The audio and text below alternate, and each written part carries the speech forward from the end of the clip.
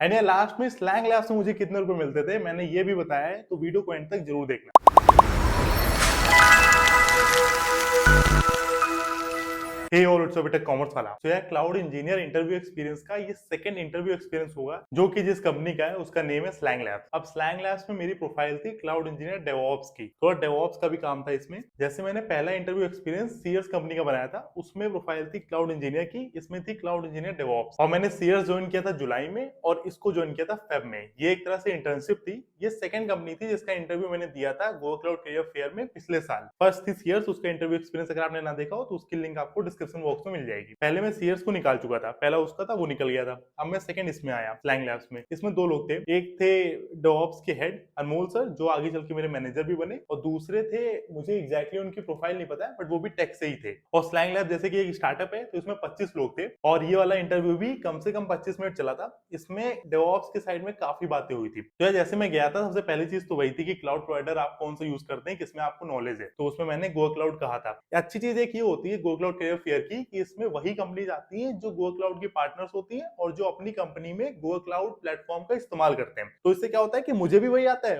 उनको भी वही चाहिए, तो ये सही हो जाता है। ठीक है, तो पहले क्लाउड प्लेटफॉर्म पूछा तो उसमें जीसीपी बताया। उसके बाद इसमें रोल था डेवऑप्स वाला, तो डेवऑप्स की काफी ज्यादा बातें हुई। अगर मैं आपको बताऊं तो टेराफॉर्म, सीआईसीडी और एनसिबल, इन सब की बातें हुई थी। ये सब टूल्स होते हैं। उसके साथ साथ जो बेसिक चीजें, जैसे कि सीयर्स में था क्यूबरनेटिस आपको पता होना चाहिए, डेवऑप्स पता होना चाहिए, डॉकर पता होना चाहिए। और क्यूबरनेटिस में काफी डिटेल में बातें हुई थी, क्लस्टर क्या होता है, पॉड्स क्या होता है, स्केलिंग क्या होती है, हॉरिजॉन्टल वर्टिकल, ये पूछा ही जाता है मुझसे, तो हर जगह पूछा गया है, तो इस क्वेश्चन को तो जरूर पढ़ के जाना। उसके बाद अगर क्लाउड में बात करें जीसीपी में, तो उसमें आईएएम पर काफी बात हुई थी, आइडेंटिटी एक्सेस मैनेजमेंट। उसके साथ साथ वर्चुअलाइजेशन आपको पता होना चाहिए क्या होता है, हाइपरविजर क्या होता है। और एक बहुत ही मतलब वैसा क्वेश्चन था जिससे ये पता चलता है कि फाउंडेशन आपकी कितनी अच्छी है। जैसे कि अनमोल सर ने क्या कहा था कि मान लीजिए आपके पास कुछ भी नहीं है, एक बेयर मेटल है, तो उसमें आप चीजों को कैसे कॉन्फ़िगर करेंगे। लाइक बस एक यही चीज है, अब इसमें एक एक करके चीजों को कॉन्फ़िगर कैसे करना शुरू करेंगे। मुझे एग्जैक्टली क्वेश्चन नहीं याद, but main concept I hope आप समझ गए होंगे। ठीक है, मतलब बेसिक चीज वो ये जानना चाहते थे कि आप एकदम, अगर आपको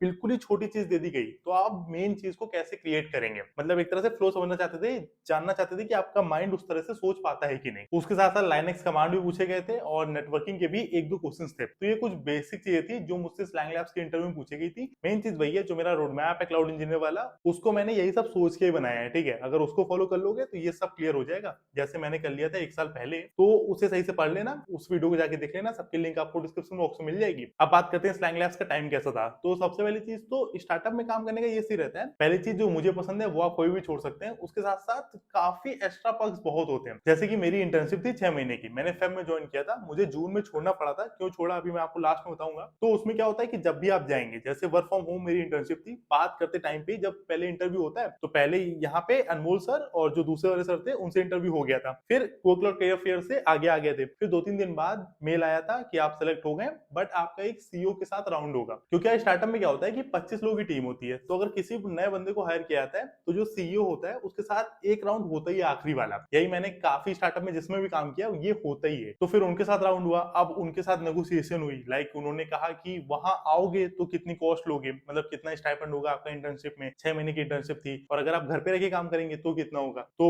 फाइनली ये डिसाइड हुआ कि घर पे रह के काम करते हैं। बाकी अगर कभी भी बैंगलोर आना हुआ, क्योंकि बैंगलोर में ऑफिस है, तो उसका होटल और सब कुछ, फ्लाइट वाइट सब वही प्रोवाइड करेंगे। मैंने कहा ठीक है। ठीक है, मैं अब तक 2 बार गया हूँ 14 डेज के लिए। तो 14 डेज का 28 डेज का होटल, उसके साथ साथ 4 बार की फ्लाइट, और जो भी खर्चे होते थे वो वहां पे प्रोवाइड करे जाते थे। एक ये फर्क होता है स्टार्टअप में और बाकी टेक कंपनीज में काम करने का। बट ये सर्विस बेस्ड कंपनीज में मैंने इतना नहीं देखा है, बट टेक में और प्रोडक्ट बेस्ड कंपनीज में ये होता है। सेकंड, जैसे कि वहां पे 5 दिन का काम होता था, उसके बाद सैटरडे संडे आप एंजॉय कर सकते हैं। और जैसे कि हम लोग के क्वार्टरली वो होते थे, जैसे कि गोल टारगेट्स हैं। ठीक है, तो वो जैसे कंप्लीट होते थे, फिर हम लोग घूमने आते थे, तो वो भी बहुत सही था। लाइक हम लोग खाने आते थे सब लोग साथ में। एक दिन तो बैडमिंटन खेलने गए थे, मूवी भी गए थे, और साथ में मैच देखे थे। वो सब क्लिप्स में आगे अटैच करूंगा। तो मतलब बेसिक ये चीज सही लगती है, जैसे सब काम कर रहे हैं तो सब काम कर रहे हैं अच्छे से, और फिर सब एंजॉय कर रहे हैं तो सब कर रहे हैं। मतलब ये बहुत सही चीज होती है। तो ये भी था स्लैंग लैब्स में। और मैं फेब से जून तक रहा था। ठीक है, फेब 20 से लेके 30 जून तक। तो इन 4 महीनों में मैंने बेसिकली काम किया था स्क्रिप्टिंग पे,